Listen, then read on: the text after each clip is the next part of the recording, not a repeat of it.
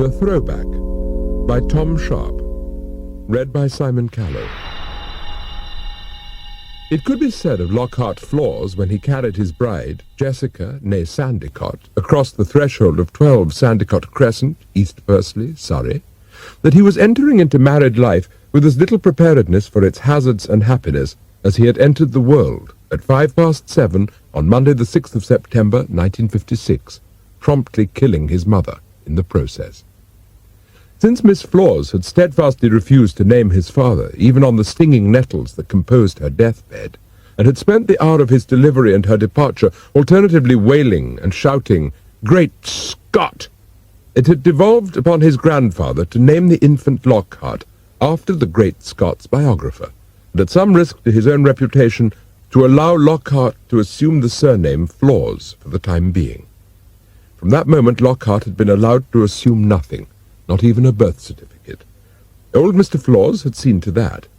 If his daughter had been so obviously devoid of social discretion as to give birth to a bastard under a dry stone wall while out cub hunting, which dry stone wall her horse had, more sensibly than she, refused, Mr. Flawse was determined to ensure that his grandson grew up with none of his mother's faults. He had succeeded.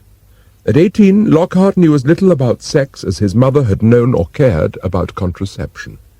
His life had been spent under the care of several housekeepers and later half a dozen tutors, the former chosen for their willingness to endure the bed and board of old Mr. Flawse, and the latter of their otherworldliness.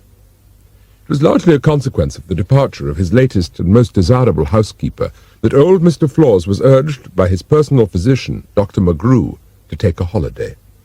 The doctor was supported by Mr. Bulstrode, the solicitor, at one of the monthly dinners at Flawse Hall which the old man had given for 30 years, and which allowed him a forum for those vociferous disputations on things eternal, metaphysical, biological, and generally slanderous. "Damned if I will," he said, when Dr. McGrew first mooted the idea of a holiday, "and the fool who first said a change is as good as a rest didn't live in this benighted century." Dr. McGrew helped himself to the port. "You can't live in an unheated house without a housekeeper or expect to last another winter. I've got Dodd and the bastard to look after me, and the house isn't unheated. There's coal in the drift mine up Slumburn, and Dodd brings it down." "And that's another thing," said Dr. McGrew, who rather suspected that Lockhart had cooked their dinner. "You can't expect to keep the boy cooped up here forever. It's time he saw something of the world."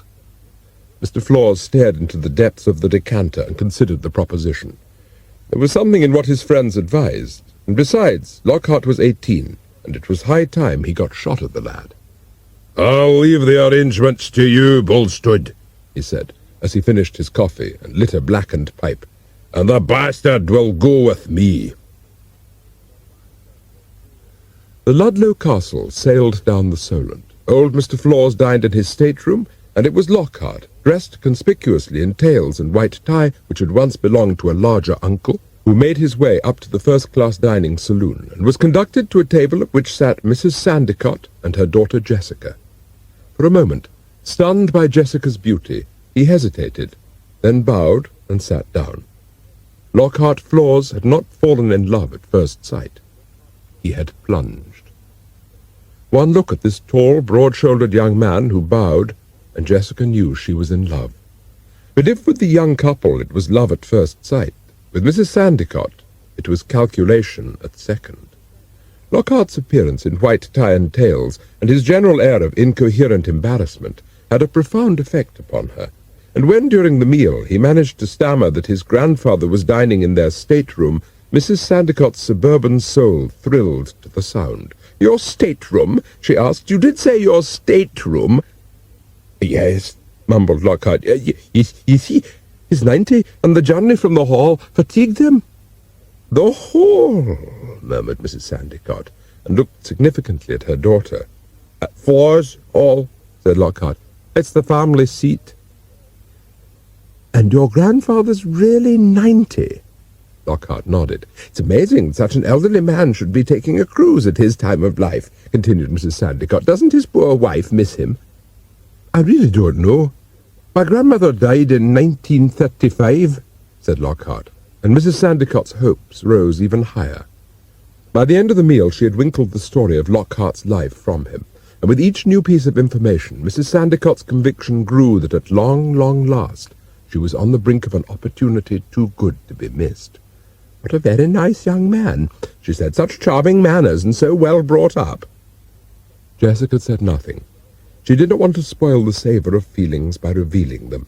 She had been overwhelmed by Lockhart, but in a very different way to her mother.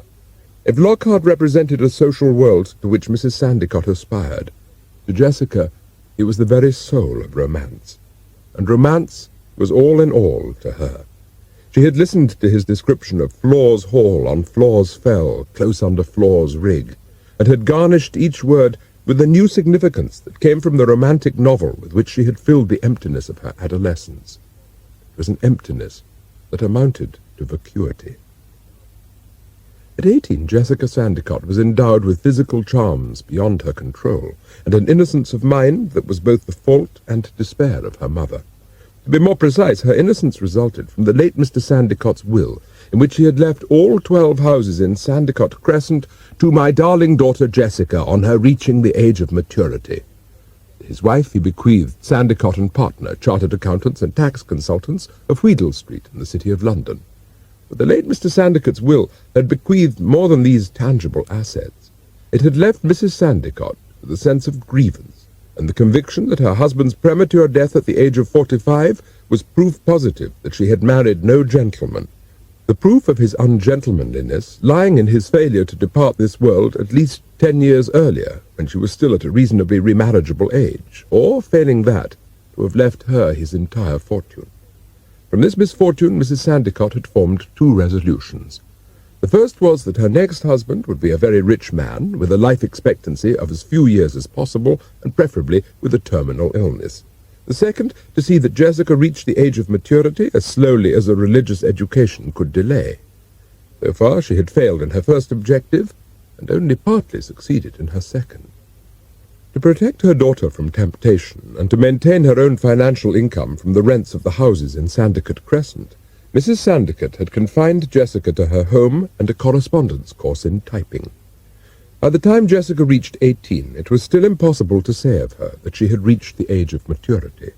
If anything, she had regressed, and while Mrs. Sandicott supervised the running of Sandicott and Partner, the partner being a Mr. Pryor, Jessica sank back into a literary slough of romantic novels populated entirely by splendid young men. In short, she lived in a world of her imagination, the fecundity of which was proven one morning when she announced that she was in love with the milkman and intended to marry him. Mrs. Sandicott determined otherwise, and promptly booked 2 tickets on the Ludlow Castle in the conviction that whatever else the ship might have to offer in the way of possible husbands for her daughter, they couldn't be less eligible than the milkman. Besides, she had herself to think of, and cruise liners were notoriously happy hunting grounds for middle-aged widows with an eye to the main chance. That Mrs. Sandicott's own eye was fastened on an ancient and potentially terminal old man with money only made the prospect of the voyage the more desirable. Lockhart's appearance had heralded the mainest chance of all, an eligible and evidently half-witted young man for her idiot daughter, and in his stateroom a gentleman of 90 with an enormous estate in Northumberland.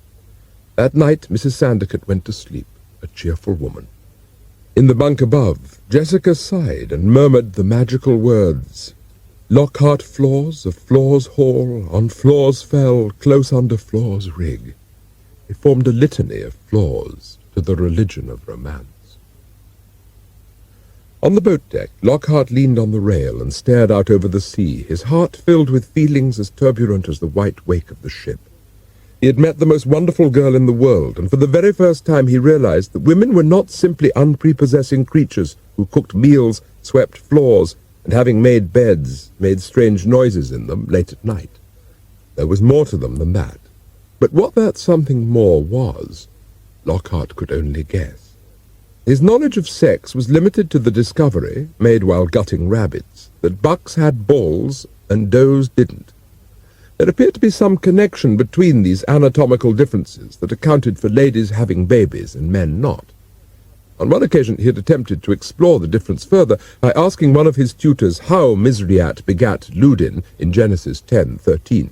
He had received a clout across the ear that had temporarily deafened him, and had given him the permanent impression that such questions were best left unasked. On the other hand, he was aware that there was such a thing as marriage, and that out of marriage came families. One of his distant Flawse cousins had married a farmer from Elsdon and had subsequently raised 4 children. The housekeeper had told him as much, and no more, except that it had been a shotgun marriage, which had merely deepened the mystery. Shotguns, in Lockhart's experience, being reserved for putting things to death, rather than bringing them to life. To make matters even more incomprehensible, the only occasions on which his grandfather had permitted him to visit his relatives had been to their burials. Mr. Flawse enjoyed funerals immensely. He reinforced his belief that he was hardier than any other Flawses, and that death was the only certainty. And so Lockhart had continued in ignorance of the facts of life, while acquiring extensive knowledge of those of death. While leaning on the guardrail, staring down at the white foam in the moonlight, Lockhart expressed his feelings in images he knew best. He longed to spend the rest of his life shooting things, and laying them at Jessica Sandicott's feet. With this exalted notion of love, Lockhart went down to the cabin where old Mr. Flawse, clad in a red flannel nightgown, was snoring noisily, and climbed into bed. If Mrs. Sandicott's expectations had been aroused by Lockhart's appearance at dinner, they were confirmed by old Mr. Flawse at breakfast. Dressed in a suit that had been out of fashion as far back as 1925, he cut a swathe through subservient waiters with an arrogance far older than his suit, and taking his place with a "Good morning to you, ma'am," surveyed the menu with disgust. "I want porridge," he told the head waiter, who hovered nervously, "and none of your half-boiled mush. Oats, man, oats." "Yes, sir, and what to follow?" "A double ration of eggs and bacon, and find some kidneys," said Mr. Flawse, to the prognostic delight of Mrs. Sandicott, who knew all there was to know about cholesterol. "And by double, I mean double. 4 eggs and a dozen rashers. Then toast and marmalade and 2 large pots of tea. And the same goes for the boy." The waiter hurried away with this lethal order, and Mr. Flawse looked over his glasses at Mrs. Sandicott and Jessica. In the course of his long life, he had learnt to smell a snob a mile off, and Mrs. Sandicott's deference suited him well. She would, he considered, make an excellent housekeeper. Better still, there was a daughter. She was clearly a Gormless girl, and just as clearly an ideal match for his Gormless grandson. Mr. Flawse observed Lockhart out of the corner of a watery eye, and recognized the symptoms of love. Mrs. Sandicott calculated Mr. Flawse to be exactly the man she had been waiting for, a nonagenarian with an enormous estate, and therefore an enormous bank account, and an appetite for just those items on the menu best suited to kill him off almost immediately. It was therefore with no affectation of gratitude that she accepted his offer of a stroll round the deck after breakfast. By the time they had covered the old man's statutory 2 miles, Mrs. Sandicott's breath had been taken away for other reasons. Mr. Flawse was not a man to mince his words. "Let me make myself plain," he said unnecessarily, as they took their seats in deck chairs. "I am not given over to delaying my thoughts. You have a daughter of marriageable age, and I have a grandson who ought to be married. Am I right?" "I suppose you could say that," she said. Mr. Flawse, having baited the trap for another housekeeper, waited for Mrs. Sandicott's response. "If Jessica were to marry," she said, "I would be without a home." "How so, ma'am?" Mr. Flawse inquired.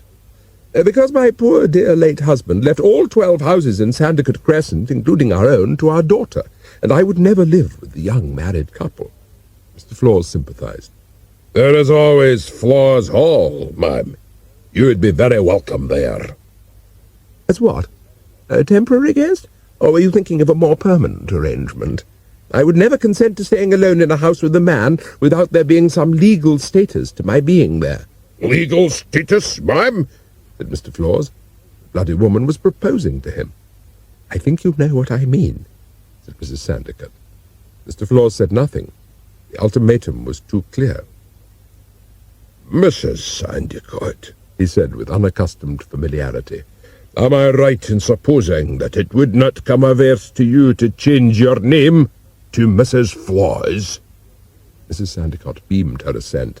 "It would make me very happy, Mr. Flawse," she said, and took his mottled hand. "Then allow me to make you happy, ma'am," said the old man, with the private thought that once he'd got her up to Flawse Hall, she'd get her fill of happiness, one way or another. "I must warn you that Lockhart will need employment," he said. "I had always intended to keep him to manage the estate he will one day inherit.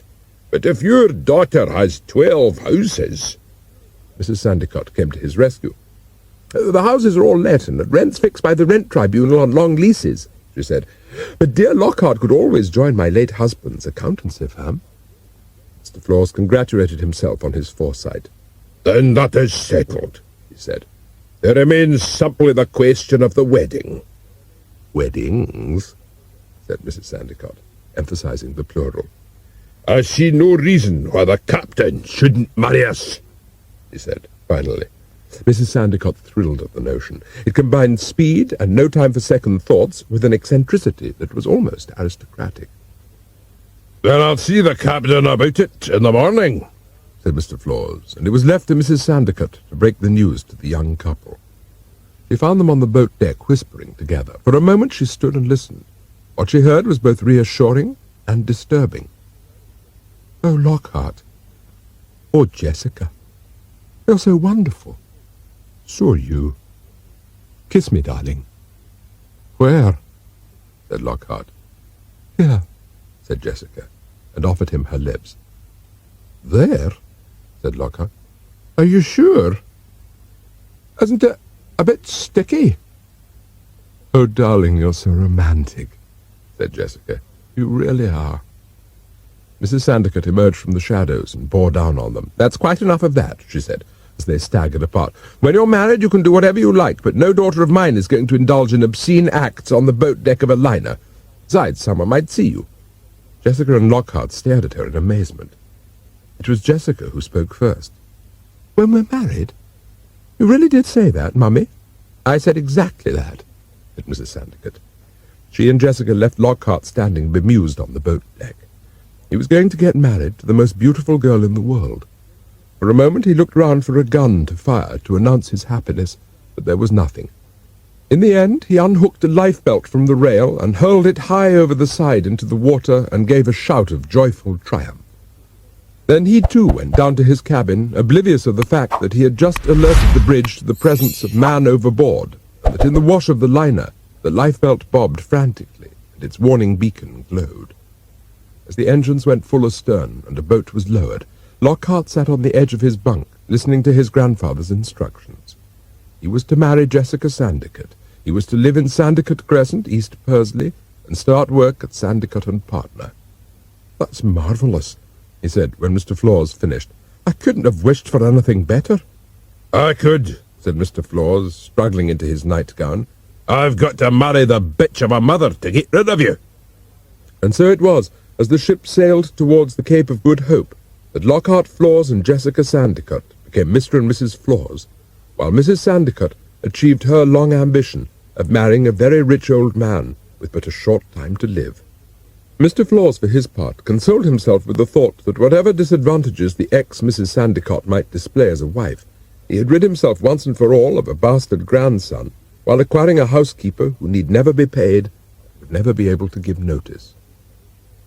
If the world of Flawse Hall on Flawse Fell, close under Flawse Rig, Northumberland, had played a large part in persuading Jessica that Lockhart was the hero she wanted to marry, the world of Sandicott Crescent, East Pursley, Surrey, had played no part in Lockhart's choice at all. Used as he was to the open moors of the border country, where the curlews, until he shot them, cried, Sandicott Crescent, a cul-de-sac of 12 substantial houses set in substantial gardens and occupied by substantial tenants with substantial incomes, was a world apart from anything he knew. Built in the 30s as an investment by the foresighted, if late, Mr. Sandicott, the 12 houses were bordered to the south by the Pursley Golf Course and to the north by the Bird Sanctuary, a stretch of gorse and birch whose proper purpose was less to preserve bird life than to maintain the property values of Mr. Sandicott's investment. The result was that the rates were enormous and rents fixed. Mr. Sandicott, for all his prudence, had not foreseen the Rent Act and Capital Gains Tax. Under the former, there was no way of evicting tenants or increasing the rent they paid to a financially profitable sum. Under the latter, the sale of a house earned more for the exchequer than it did for the owner. Together, the Rent Act and the tax nullified all Mr. Sandicott's provisions for his daughter's future. So the young couple started their married but unorthodox life. Each morning Lockhart left the house, walked to the station, and caught the train to London. There, in the offices of Sandicott and Partner, he began his apprenticeship under Mr. Trier. From the start there were difficulties. "Income and asset protection," he told Lockhart, "has a more positive ring to it than tax avoidance, and we must be positive." Lockhart took his advice and combined it with the positive simplicity his grandfather had adopted towards matters of income tax. Since the old man had transacted all possible business in cash, and had made a habit of hurling every letter from the income tax authorities into the fire without reading it, while at the same time ordering Mr. Bulstrode to inform the bureaucratic swine that he was losing money, not making it, Lockhart's adoption of his methods at Sandicott and Partners, while initially successful, was ultimately catastrophic. Mr. Trier had been delighted at first to find his inn-tray so empty, and it was only his early arrival one morning to discover Lockhart using the toilet as an incinerator for all envelopes marked "On Her Majesty's Service" that alerted him to the cause of the sudden cessation of final demands. "Look," he said, as patiently as he could, "from now on I don't want you to go anywhere near those files. You or anyone else." 2 days later he had cause to regret his instructions. A series of terrible screams from the room which contained the value-added tax records sent him scurrying through to find an officer of the Customs and Excise VAT department trying to extricate his fingers from the drawer of a filing cabinet which Lockhart had slammed shut just as he was reaching for a file. "Well, you told me not to let anyone go near those files," Lockhart explained, as the VAT man was led away to have 4 broken fingers attended to by a doctor. Mr. Trier stared at him frenziedly and tried to think of an adequate phrase to describe his detestation. Mr. Trier wrote to Mrs. Flawse, threatening to resign unless Lockhart was removed from the firm. While waiting for a reply, he barred Lockhart from leaving his office except to relieve himself. But if Lockhart, to put it as mildly as modern parlance will allow, was having a job adjustment problem in Wheatle Street, his marriage proceeded as sweetly as it had started, and as chastely. What was lacking was not love. Lockhart and Jessica were passionlessly in love, but sex. The anatomical differences between males and females he had detected while gutting rabbits proved accurate in humans. He had balls, and Jessica didn't. Jessica had breasts, large ones at that, and he didn't, or only of the most rudimentary kind.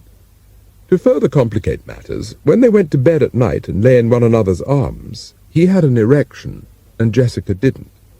The fact that he also had what are crudely termed lover's balls, and spent part of the night in agony, he was too brave and gentlemanly to mention. They simply lay in one another's arms and kissed. What happened after that, he had no idea, and Jessica had no idea either. Lockhart loathed London, Mr. Trier, East Pursley, and everything about this insane, rotten world into which he had been launched by his marriage. The world was rotten and corrupt, and he longed to be back on Flawse Fell with his rifle in his hands, and some identifiable target between his sights, while his darling Jessica sat in the stone-flagged kitchen by the black iron range, waiting for him to come home with their supper. And with that longing, there came the determination to make it come true. One of these days he would take on the whole rotten world and impose his will on it, come hell or high water, and then people would learn what it meant to cross Lockhart Flawse. In the meantime, he had to get home. For a moment he thought of catching the bus, but it was only 6 miles to Sandicott Crescent, and Lockhart was used to covering 30 in a day across the grassy fells of the border country. With rage against everyone except Jessica and his grandfather and Mr. Dodd, Lockhart strode off down the street. At Flawse Hall, the ex-Mrs. Sandicott shared none of Lockhart's feelings. She would have given anything, most specifically strychnine, to old Mr. Flawse to be back in the cosy confines of Sandicott Crescent. Instead, she was trapped in a large, cold house on an empty wasteland where the snow lay deep and the wind howled incessantly, with a horrid old man and his even more horrid gamekeeper come handyman, Mr. Dodd. Her husband's horridness had manifested itself almost as soon as they had taken their seats on the train from Southampton, and with each mile north it had increased, while Mrs. Flawse's conviction that she had made a terrible mistake grew into a certainty. Old Flawse on land had none of that old-world charm that had so affected her at sea. From being an eccentric and outspoken old man in his dotage, he had relapsed into an eccentric and outspoken old man with more faculties at his command than his age warranted.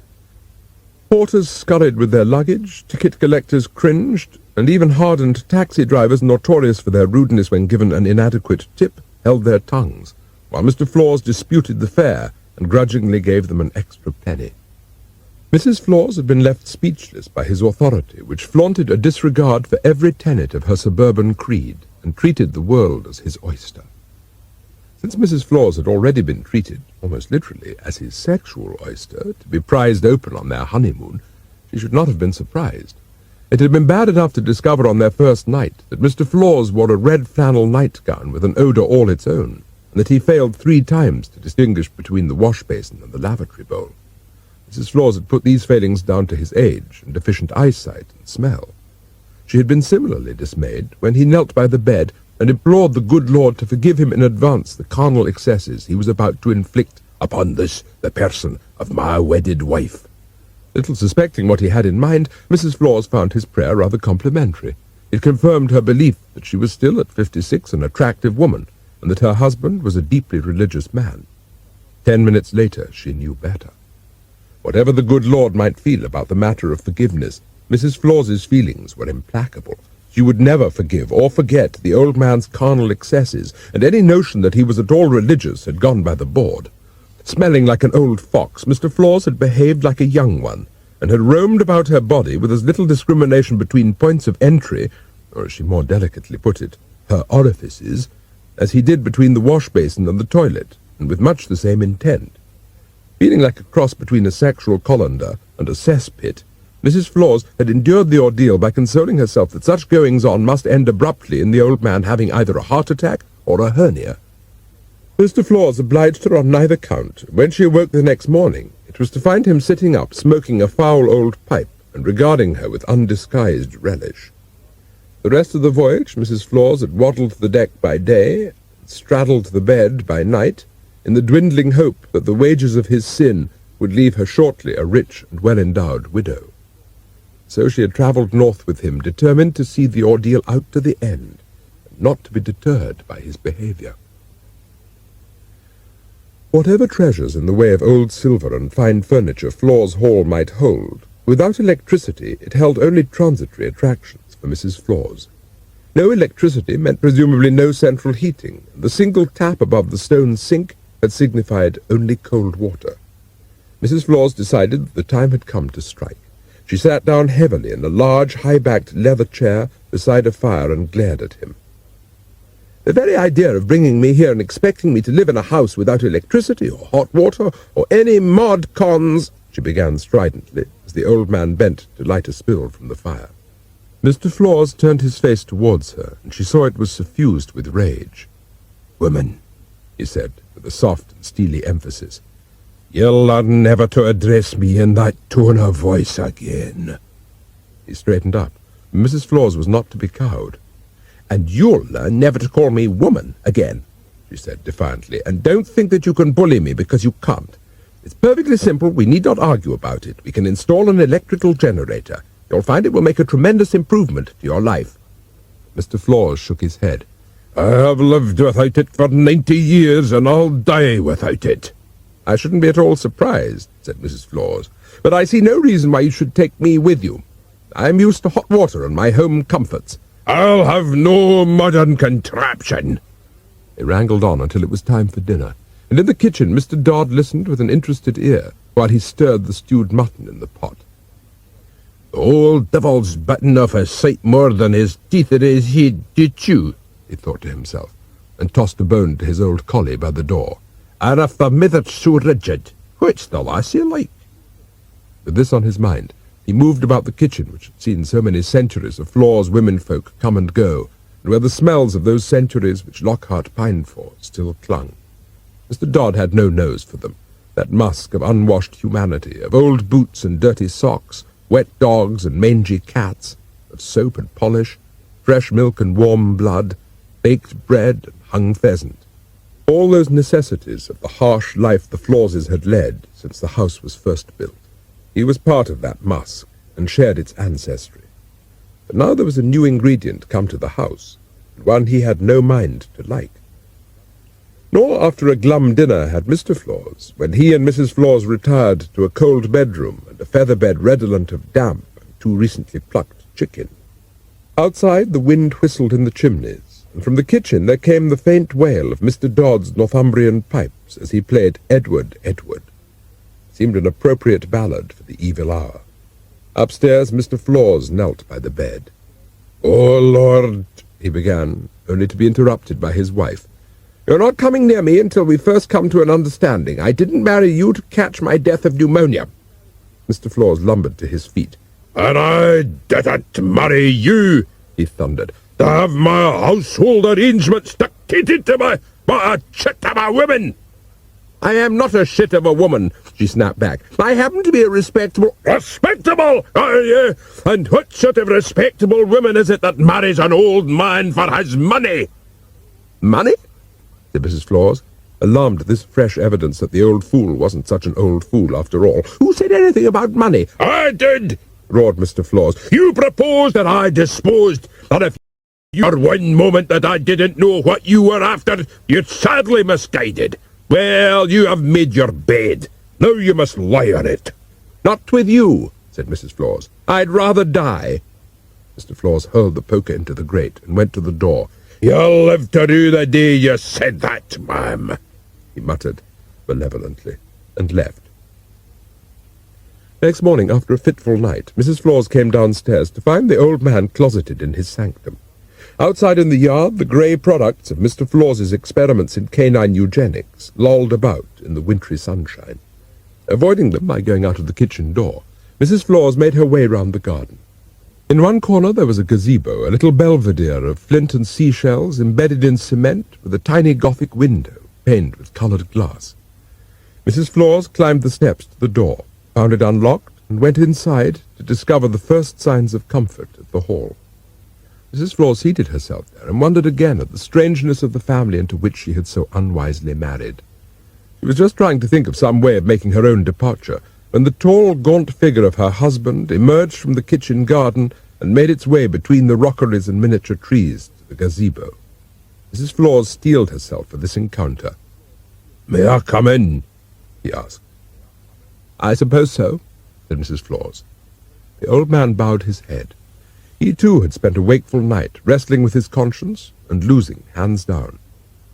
"I have come to beg your pardon," he said, finally. "My conduct as your husband was inexcusable. I trust you will accept my humble apologies." Mrs. Sandicott hesitated.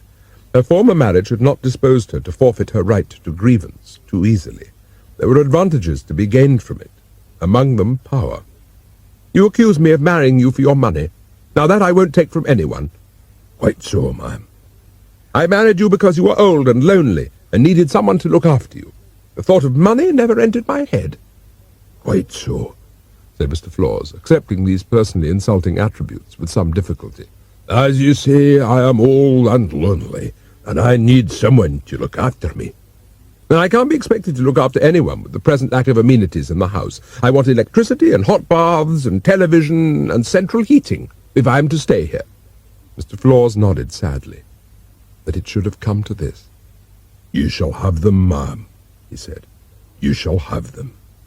Now let us adjourn to my study in the warmth of my fire to discuss the matter of my will."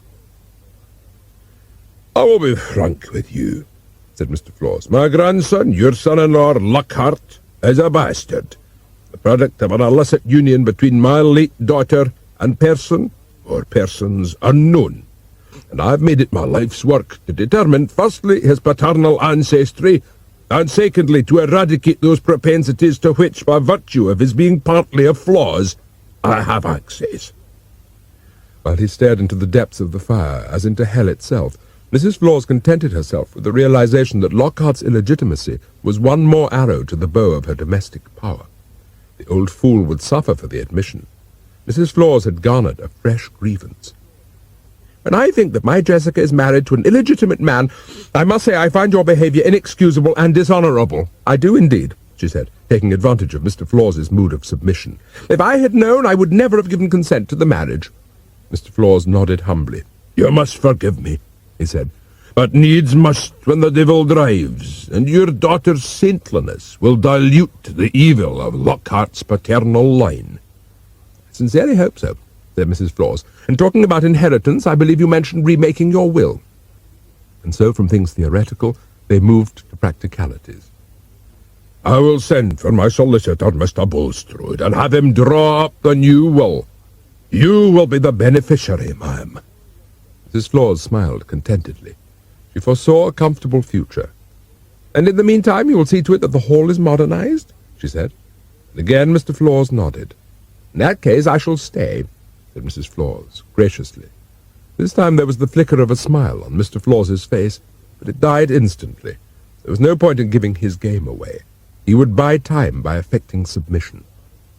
That night Mr. Dodd was dispatched with a sealed envelope bearing the Flawse crest imprinted in wax on the back. It contained precise instructions as to the contents of Mr. Flawse's new will, and when Mrs. Flawse came down to breakfast next morning, it was to learn that her husband had lived up to his word. Lockhart no longer spent his days at Sandicott and Partner in Wheatle Street.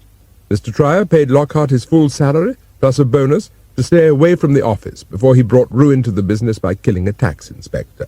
Lockhart accepted this arrangement without regret. Left fully paid to his own devices, Lockhart had remained at home and learnt to drive.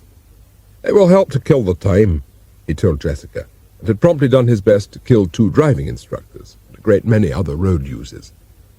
In the end, by paying one of the instructors danger money and allowing him to sit in the back seat with a crash helmet and 2 safety belts, Lockhart had got the hang of driving. The fact that the instructor had insisted on Lockhart providing his own vehicle had led him to buy a Land Rover. It had been the instructor who installed a governor on the accelerator, and together they had practiced on an abandoned airfield where there were few obstacles and no other cars. Even in these unobstructed circumstances, Lockhart had managed to puncture 2 hangars in 10 places by driving straight through corrugated walls at 40 miles an hour, and it was testimony to the Land Rover that it took it so well. Not so the instructor. He had taken it extremely badly, and had only been persuaded to come out again by being offered even more money and half a bottle of scotch before he got into the back seat. After 6 weeks, Lockhart had overcome his manifest desire to drive at things rather than round them, and had graduated to side roads, and finally to main ones. By that time the instructor pronounced him ready to take the test. The examiner thought otherwise, and demanded to be let out of the car halfway through. But on his 3rd attempt, Lockhart got his license, largely because the examiner couldn't face the prospect of having to sit beside him a 4th time.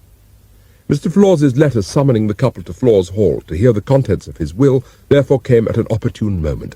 "Oh, darling," said Jessica, "I've been dying to see your home. How marvellous!"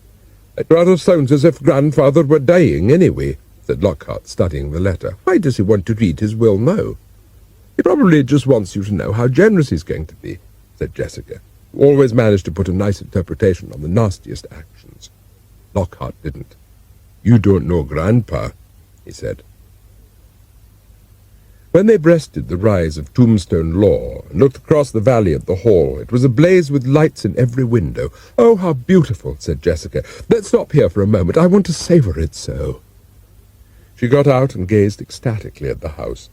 From its peel tower to its smoking chimneys, and the lights gleaming from its windows, it was everything she had hoped for. And it was in the bellicose setting of the peel tower that Mr. Flawse chose to have his will read. "You are gathered here today," Mr. Bulstrode announced, "to hear the last will and testament of Edwin Tyndale Flawse. I, Edwin of Tyndale Flawse, being of sound mind and feeble yet sufficient body to sustain my mind, do hereby leave, bequeath, and devise all my worldly goods, chattels, property, and land to my wife, Mrs. Cynthia Flawse, for to have and to hold in trust and in use until her own death, demise, departure from this place, which place being defined more closely is the radius of 1 mile from Flawse Hall, and on condition that she do not sell, mortgage, rent, borrow, pledge, or pawn a single or multiple of the possessions so bequeathed, left, and devised, and in no way improves, alters, adds, or amends the amenities of the said property, possession, chattels, and house, but subsists upon the income alone, in recognition of which undertaking she signs herewith this will, as being a binding contract." "Will you so sign?" Bulstrode asked, but Mrs. Flawse was in a flux of emotions. Coming so shortly after being compared to a vulture, this act of generosity had thrown her calculating compass off course. She needed time to think. It was denied to her. "Sign, ma'am," said Mr. Flawse, "or the will becomes null and void insofar as it appertains to you." Mrs. Flawse took the pen and signed. "Continue, Mr. Bulstrode," said the old man, almost gaily, and Mr. Bulstrode took up the will again. "To my grandson Lockhart Flawse I'll leave nothing, except my name, until and unless he shall have produced in physical form the person of his natural father, which father shall be proved to the satisfaction of my executor, Mr. Bulstrode, to be the admitted and undoubted father of the said Lockhart, and shall have signed an affidavit to that effect, which affidavit having been signed, he shall be flogged by the said Lockhart to within an inch of his life. In the event of these aforestated conditions, the will in respect of my wife, Cynthia Flawse, shall and will become automatically null and void, and the estate, property, chattels, land, and possessions pass in toto to my grandson Lockhart Flawse." There was a sudden scream from Mrs. Flawse. "You've cheated me. You said you would leave everything to me, and now you've added a clause saying that I forfeit all right to inherit if that illegitimate creature finds his father." Mr. Flawse ignored her outburst and signed the will. She had been hoodwinked. "There's nothing to say that I have to stay here while you're still alive. I shall leave first thing tomorrow." Mr. Flawse laughed. "Ma'am," he said, "you have signed a contract to remain here for the rest of your life, or redress me for the loss of your presence to the tune of £5,000 a year." Mr. Bulstrode handed her the will. "You will find the clause on page 1, he said. Mrs. Flawse gaped at him incredulously, and then followed his finger down the page. "But you didn't read that out," she said, as the words swam before her eye. "Oh, my God!" And she sank back into her chair. Upstairs in the solitude of her bedroom, Mrs. Flawse was beside herself. Mrs. Flawse considered her revenge. It lay, she realized, in Lockhart. Deny Lockhart the means to search for his father, and here Mrs. Flawse's thoughts flew to money, and she would be secure. She would see that Lockhart had no means. Reaching for her writing case, she put pen to paper and wrote a short, concise letter to Mr. Trier, instructing him to dismiss Lockhart from Sandicott and Partner without notice. Mrs. Flawse then went on to consider other ways of taking her revenge. By the time the afternoon had waned, she was in a more cheerful mood. The old man had stipulated in his will that there should be no improvements to the hall. She intended to stick to the letter of his instructions. There would be no improvements, and for the rest of his unnatural life there would be the reverse. Windows would be opened, doors unlatched, food cold and damp, beds damper still, until with her assistance the infirmities of age had been accelerated to his end. Yes, that was it. Delay Lockhart at all cost, and hasten her husband's dying. In the meantime, she would put a fine face on things. If Mrs. Flawse had been disturbed by the reading of the will, so had Lockhart. "I didn't know it meant I had no father," he told her. "I thought it was just another word he used for me. He's always calling people bastards." "But don't you see how exciting it all is?" said Jessica. "It's like a paper chase, or Hunt the Father, and when you find him you'll inherit the whole estate, and we can come and live up here." "It's not going to be easy to find a father who's got to be flogged within an inch of his life the moment he admits it," said Lockhart, practically. 2 days later, Lockhart presented himself for the last time at Sandicott and Partner, and handed Mr. Trier the envelope containing Mrs. Flawse's instructions. Half an hour later, he left again, while behind him Mr. Trier praised whatever gods there be. Lockhart left the office and returned home to Jessica. "Why should Mummy have done such a horrid thing?" she asked. "What are you going to do now?" "Get another job, I suppose," said Lockhart, but the supposition came easier than the result. The Labour Exchange was already swamped with applications from ex-stockbrokers, and Mr. Trier's refusal to grant that he had ever been employed at Sandicott, combined with his lack of any means of identification, made Lockhart's position hopeless. It was the same at the Social Security Office. By the time Lockhart got home, he was utterly despondent. "Oh dear," said Jessica, "if only we could sell all the houses Daddy left me, we could invest the money and live off the income. Why can't we just tell the tenants to go?" "Because the law says they don't have to move." "Who cares what the law says?" said Jessica. "There's a law which says unemployed people get free money, but when it comes to paying you, they don't do it. I don't see why we have to obey a law which hurts us, when the government won't obey a law which helps us." What's good for the goose is good for the gander, Lockhart agreed, and so was born the idea which, nurtured in Lockhart Flawse's mind, was to turn the quiet backwater of Sandicote Crescent into a maelstrom of misunderstandings. End of Side 1. Side 2. That night, while Jessica racked her brains for some way to supplement their income, Lockhart left the house and stole through the gorse bushes in the bird sanctuary with a pair of binoculars. He was not bird-watching in its true sense. By the time he returned at midnight, the occupants of most of the houses had been observed, and Lockhart had gained some little insight into their habits. He sat up for a while, making notes in a pocket-book.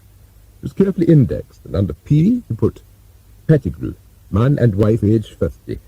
Dachshund named Little Willie, out at 11 and make a milk drink. Go to bed 11:30. Under R he noted that Mr. and Mrs. Racine in number 8 did something strange which involved tying Mr. Racine to the bed. At number 4 the Mrs. Musgrove had entertained the vicar. Finally, next door to the Flawse house, Colonel Finch Potter in number 10 smoked a cigar after a solitary dinner and then took a brisk walk with his bull terrier before retiring. Lockhart made notes of all these practices and went to bed himself. Something deep and devious was stirring in his mind. What it was he couldn't exactly say, but the instinct of the hunt was slowly edging its way towards consciousness, and with it a barbarity and anger that knew nothing of the law or the social conventions. Next morning, Jessica announced that she was going to get a job. "I can type and take shorthand, there's lots of firms wanting secretaries. I'm going to a bureau. They're advertising for temporary typists." "I don't like it," said Lockhart. "A man should provide for his wife, not the other way round. If anyone tries anything funny—" Lockhart remembered Mr. Tryer's tendencies with temporary typists. "I want you to tell me. I'll kill him." "Oh, Lockhart, darling, you're so chivalrous," said Jessica proudly. "Let's have a kiss and a cuddle tonight." But Lockhart had other plans for the evening, and Jessica went to bed alone. Outside, Lockhart crawled through the undergrowth of the bird sanctuary to the foot of the Racimes' garden, climbed the fence, and installed himself in a cherry tree that overlooked the Racimes' bedroom. He had decided that Mr. Racime's peculiar habit of allowing his wife to tie him to their double bed for 3/4 of an hour might provide him with information for future use. But he was disappointed. Mr. and Mrs. Racime had supper and watched television before having an early and less restrained night. At 11 their lights went out. Lockhart descended the cherry tree and was making his way back over the fence when the Pettigrews at number 6 put Little Willie out while they made Ovaltine. Attracted by Lockhart's passage through the gorse, the dachshund dashed down the garden with a series of yelps and stood barking into the darkness. Lockhart moved away, but the dog kept up its hullabaloo, and presently Mr. Pettigrew came down the lawn to investigate. "Now, Willie, stop that noise," he said. "Good dog, there's nothing there." But Willie knew better, and emboldened by his master's presence, made further rushes in Lockhart's direction. Finally, Mr. Pettigrew picked the dog up and carried him back into the house, leaving Lockhart with the resolution to do something about Willie as soon as possible. Barking dogs were a hazard he could do without. He progressed by way of the Mrs. Musgrove's back garden. Their lights had gone out promptly at 10, and crossed into the Gravels, where the downstairs lights were on and the living-room curtains partly open. Lockhart stationed himself beside the Gravels' greenhouse and focused his binoculars on the gap in the curtains, and was surprised to see Mrs. Gravel on the sofa in the arms of someone who was quite clearly not Mr. Gravel. As the couple writhed in ecstasy, Lockhart's binoculars discovered the flushed face of Mr. Simplon, who lived at number 5. Mrs. Gravel and Mr. Simplon. Then where was Mr. Gravel, and what was Mrs. Simplon doing? An hour later, Mr. Simplon garaged his car. Lights went on in the house, and a moment later voices issued from the bedroom. "Working late at the office, my foot," said Mrs. Simplon. "I was out with Jerry Blonde, the architect," said Mr. Simplon. "If you don't believe me, phone Blonde and see if he doesn't confirm what I say." But Mrs. Simplon scorned the idea. "I'm not going to advertise the fact that I have my own ideas about what you get up to," she said. "I've got more pride." If she wasn't going to advertise what she correctly thought Mr. Simplon was getting up to, namely Mrs. Gravel, it might be to Lockhart's own advantage to do it for her. Meanwhile, Lockhart decided to study the Wilsons at number 11. Here the lights were on, though dimly, in the downstairs lounge and the French windows open. There were 3 people in the room sitting round a small table with their fingers touching, and as he watched, the table moved. Every now and again Mrs. Wilson would put a question, and the table would rock and knock. so the Wilsons were superstitious. And so for the next fortnight, Lockhart amassed dossiers on the habits, fads, foibles, and indiscretions of all the tenants of the Crescent. It was 3 days before the Wilsons went out for the evening, and Lockhart was able to slip over the fence into their garden and let himself into number 11. Under his arm he carried a box labelled DIY Radio Construction. He spent hours in the attic before returning empty-handed. Then he stationed himself at the front window and waited for the Wilsons to return. They had had a good evening and were in an intensely spiritual state. Lockhart watched the lights come on in their bedroom and bathroom before contributing his share to their belief in the supernatural. Holding his nose between finger and thumb and speaking adenoidally into the microphone, he whispered, "I speak from beyond the grave. Hear me. There will be a death in your house, and you will join me." and he switched the transmitter off and went out into the night, the better to observe the result. It was, to put it mildly, electrifying. "There's no use saying you didn't," wailed Mrs. Wilson. "You heard it as clearly as I did, and you were in the bathroom, and look at the mess you made on the floor." Mr. Wilson had to agree that his aim had been put off. "I told you we should never have started fooling with that damned table rapping," he shouted. "Now look what you've been and let loose."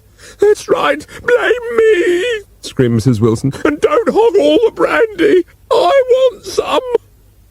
Lockhart left them consoling themselves, somewhat unsuccessfully, that at least the terrible prophecy proved that there was life after death. It didn't seem to comfort Mrs. Wilson very much. At precisely 11 o'clock, Mr. Pettigrew put little Willie out, and just as precisely, Lockhart, lurking in the bird sanctuary, tugged on the nylon fishing line that stretched under the fence and down the lawn. At the end of the line, a lump of liver purchased that morning from the butcher pursued its erratic course across the grass. Behind it came Willie, in hot pursuit. He didn't come far. As the liver slid past the snare Lockhart had set at the end of the lawn, Willie stopped, and after a brief struggle, gave up both the pursuit and his life. Lockhart buried him under a rose bush at the bottom of his own garden, where he would do most good, and having accomplished his first two intentions, went to bed in a thoroughly cheerful mood. While Lockhart began to make life uncomfortable for the tenants in his wife's houses, her mother was doing her damnedest to make life unbearable for Mr. Flawse. The weather was not on her side. From a bright spring they passed into a hot summer, and Flawse Hall showed itself to advantage. Its thick walls had more functions than the keeping out of the Scots and the keeping in of the whisky. They soothed the summer's heat. Outside, the hybrid hounds might slobber and loll in the dung-dry dust of the yard. Inside, Mr. Flawse could sit contentedly upright at his desk, poring over the parish registers. But there was more to old Mr. Flawse's ancestral interest than mere curiosity concerning his own relations. There was still the great question mark that haunted his nights as to the paternity of Lockhart. And behind it lay the horrifying feeling that Lockhart was as much his son as his grandson. It was with this in mind that he added the flagellant clause to the will, in part recognition that if his suspicions were true, he deserved to be flogged within an inch of his life, and more properly, a yard beyond. Mrs. Flawse had, as part of their plan for his early death, decided to play the role of dutiful wife. Far from repulsing his advances, she positively encouraged him to strain his heart by sleeping with her. Mr. Flawse's prostate redressed the balance and prevented him from rising to these frequent occasions. Mrs. Flawse took to bringing him his early morning cup of tea in bed, having first laced it with powdered paracetamol tablets, which she had read affected the kidneys adversely. Mr. Flawse didn't drink tea in bed, but not to hurt her feelings, emptied his cup into the chamber pot, with the result that Mrs. Flawse's hopes were aroused quite fortuitously by the colour of the contents when she emptied it later in the day. The fact that the potion contained tea leaves, and that she was too fastidious to examine it closely, led her to the vain hope that there was something seriously amiss with his bladder. Finally, she put him on an even higher cholesterol diet than usual. Mr. Flawse had eggs for breakfast, fried eggs with lamb chops for lunch, pork for dinner, and zabaglione for dessert, and an eggnog before retiring. Mr. Flawse thrived on eggs. Mrs. Flawse added sugar to her list of dietetic poisons, and having pressed Mr. Flawse to another egg or some more pork crackling, served sweets, cakes, and biscuits that consisted almost entirely of sugar. Mr. Flawse's energy increased enormously. Mrs. Flawse watched his progress in despair, and her own increased weight with alarm. All very well trying to poison the old man by overindulgence, but she had to share the same diet, and it didn't agree with her.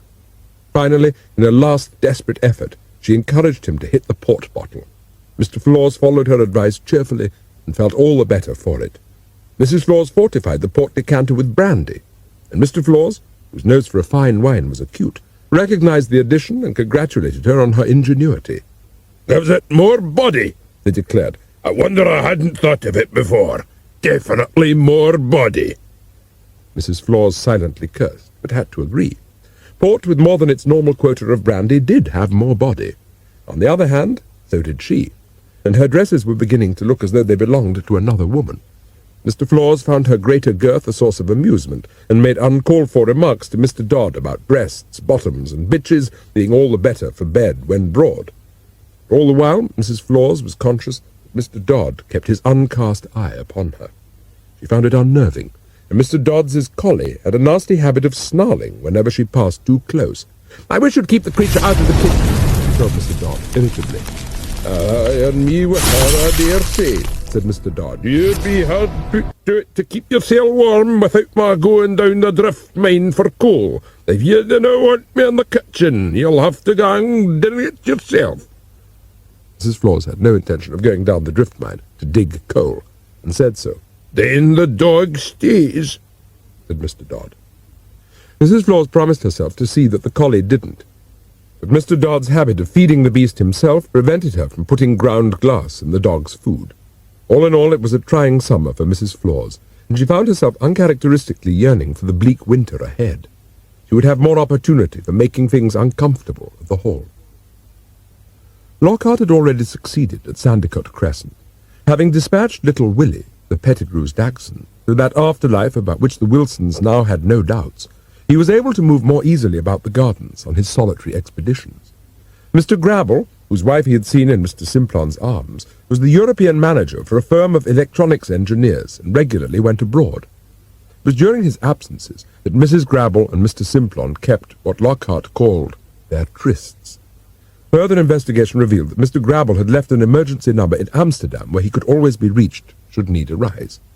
Accordingly, on a hot afternoon in June, Lockhart went to the trouble of sending a telegram to Mr. Grabble in Amsterdam, recommending him to return home at once as his wife was dangerously ill, too ill, in fact, to be moved from the house. Having signed it in the name of a fictitious doctor, Lockhart quietly shinned a telegraph pole in the bird sanctuary and neatly severed the line to the Grabble's house. After that, he went home and had tea before going out as dusk fell and making his way to the corner of the road in which Mr. Simplon left his car. The car was there. It was not there 25 minutes later, when Mr. Grabble, driving with more reckless concern for his wife than her behaviour justified, and less for other road users, hurtled through East Pursley and into Sandycote Crescent. It was not there when Mr. Simplon, naked and covering his previously private parts with both hands, scampered down the Grabble's drive and shot frenziedly round the corner. It was sitting in the Simplons' garage, where Lockhart had parked with a cheerful toot of the horn to alert Mrs. Simplon that her husband was home, before crossing to the golf course and making his way sedately back to Jessica at number 12. The discovery that his wife, far from being dangerously ill, was copulating ardently with a neighbour he had never much liked anyway, and that he had been brought anxiously all the way back from Amsterdam to have this ugly fact thrust under his unsuspecting nose, was too much for Mr. Grabble's temper. His shouts and Mrs. Grabble's screams were audible to Mrs. Simplon. The fact that her husband, having just driven into the garage, figured so largely in Mr. Grabble's invective, provoked her to investigate how he could possibly be in two places at the same time. Mr. Grabble's commentary supplied a third occupation, that of Mrs. Grabble. Mrs. Simplon emerged from the front door at the very same moment as a naked Mr. Simplon was scampering back to his own house. As he stood under the mock Georgian portico of his front door and beat on the Cupid-head knocker with one hand while pressing the bell with his elbow at the same time, Mr. Simplon knew that his reputation as a consultant engineer was at an end. So was Mrs. Simplon's tolerance. Her husband's constant absences and lame excuses had combined with her own sexual frustration to leave her a bitter woman. "You can stay out there till hell freezes over," she shouted at her nearest. "But if you think I'm letting you into my home ever again, you've got another think coming." Mrs. Simplon added an extra sting to the statement by squirting the contents of an aerosol can of de-icing fluid through the letterbox onto those shriveled organs Mrs. Grabble had recently found so attractive. The screams that followed this remarkable initiative were music to her ears. It was certainly music to Lockhart, who had last heard their like at a pig-killing without use of humane killer. He sat in the kitchen with Jessica and smiled over his Ovaltine. "Wonder what could be going on," said Jessica anxiously. "Sounds as if someone's dying. Hadn't you better go and investigate? I mean, perhaps you could do something." Lockhart shook his head.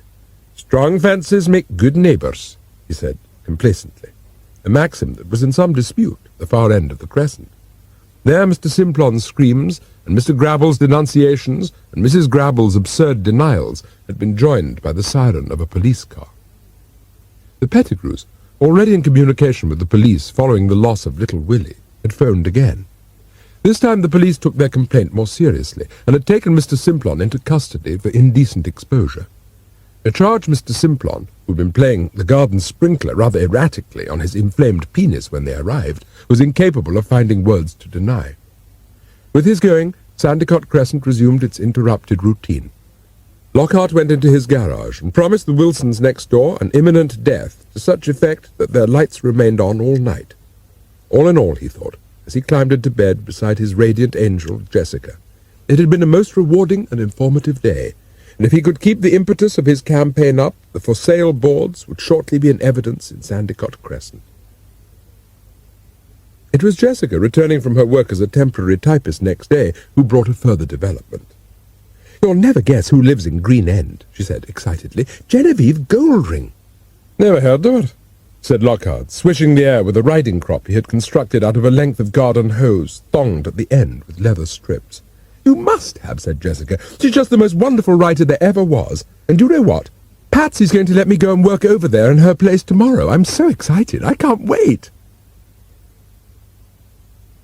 Nor could Mr. Simplon. His appearance in court had been brief, and he had been released on bail to await trial. Mr. Simplon returned home, and his subsequent action of breaking a back window in his own house had been met by the contents of a bottle of ammonia and a further visit to the police station on a charge of making a public nuisance of himself. Next door, the Misses Musgrove shook their heads sadly and spoke softly of the wickedness of the modern world, while speculating separately on the size, shape, and subsequent colour change of Mr. Simplon's genitalia. It was the first glimpse they had ever had of a naked man, and having glimpsed, their appetite, though too late in life to lead them to hope it would be satisfied, was whetted. They need not have been so pessimistic. It was soon to be sated. Lockhart, intrigued by what he had seen in the Racem's bedroom, had decided to acquaint himself more fully with the sexual peccadilloes of the human race.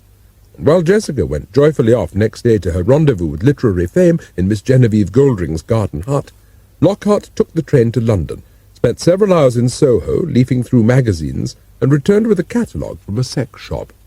Lockhart began to understand more fully the nature of sex and to recognize his own ignorance. The Wilsons next door were a more immediate target for his campaign of eviction, and it had occurred to him that something more than the sound of a voice from beyond the grave might add urgency to their departure. He decided to include smell, and taking a spade he dug up the putrefying body of little Willie, dismembered it in the garage, and distributed its portions in the Wilsons' coal cellar while they were out drowning their memories of the previous night at the local pub. Jessica's experience of acting as amanuensis to the literary heroine of her youth, Miss Genevieve Goldring, had filled her with a terrible sense of disillusionment. "She's just the most horrible person you ever met," she said, almost sobbing. "She's cynical and nasty, and all she thinks about is money. She just walks up and down dictating what she calls the verbal shit my public likes to lick its chops over. And she's not even called Genevieve Goldring. She's Miss Magster, and she drinks creme de menthe. And then the golf ball went wrong, and she blamed me." "Golf ball?" said Lockhart. "What the hell was she doing with a golf ball?" "It's a typewriter, a golf ball typewriter," Jessica explained. "Instead of having separate letters on bars that hit the paper, it has this golf ball with the alphabet on it that goes round and runs along the paper, printing the letters. You can take the golf ball with the alphabet on it off and put another one on when you want a different typeface."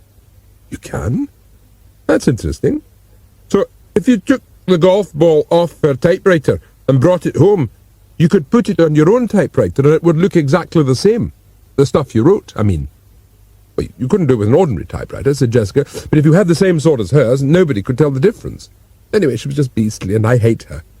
"Darling," said Lockhart, You remember when you were working for those solicitors, gibbling and gibbling, and you told me about writing nasty things in books about people and libel and all that? Yes, said Jessica. I just wish that horrid woman would write something nasty about us. The gleam in Lockhart's eyes stopped her. Oh, Lockhart, she said. You are clever. As darkness fell over the golf course and east and west Pursley, Lockhart made his way to Green End and the shed at the bottom of the great authoress's garden. He returned with the first 3 chapters of her latest novel, Song of the Heart, plus the golf ball from her typewriter. And late into the night, Jessica sat and retyped the chapters. The heroine, previously called Sally, was now called Jessica, and the hero, such as he was transformed from David to Lockhart. Finally, the name Flawse figured largely in the revised version, which at 3 in the morning Lockhart placed in the drawer in the shed. There were other changes, too, and none of them to the advantage of Miss Goldring's characters. Lockhart Flawse in the new version liked being tied to the bed and whipped by Jessica, and when not being whipped, stole money from banks.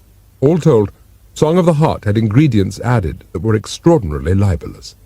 It was only when the novel was finished a fortnight later that Lockhart could relax and put Phase 2 into operation. First he made further use of Jessica's typewriter by purchasing a fresh golf ball with a different typeface and composing a letter to the manufacturers of those artifacts of sexual stimulation that had intrigued and disgusted him in the catalogue. In his letter, Miss Musgrove ordered an ejaculatory and vibrating dildo of adjustable proportions, the bottom half of a plastic man complete with organs, and finally a studded rubber pad with battery attached, which called itself a clitoral stimulator. Not to spoil the ship for a ha'porth of tar, Lockhart also subscribed to Lesbian Lusts, Women Only, and Pussy Kiss, which 3 magazines he had been so appalled by that their effect on the Mrs. Musgrove, month after month, would be devastating. But having sent the letter, he had to wait for the postal delay before observing any result. In the case of the Racemes, results were more immediate. He had noticed that Mrs. Raceme was friendly with a Mrs. Artu, who lived in a flat in the centre of East Pursley.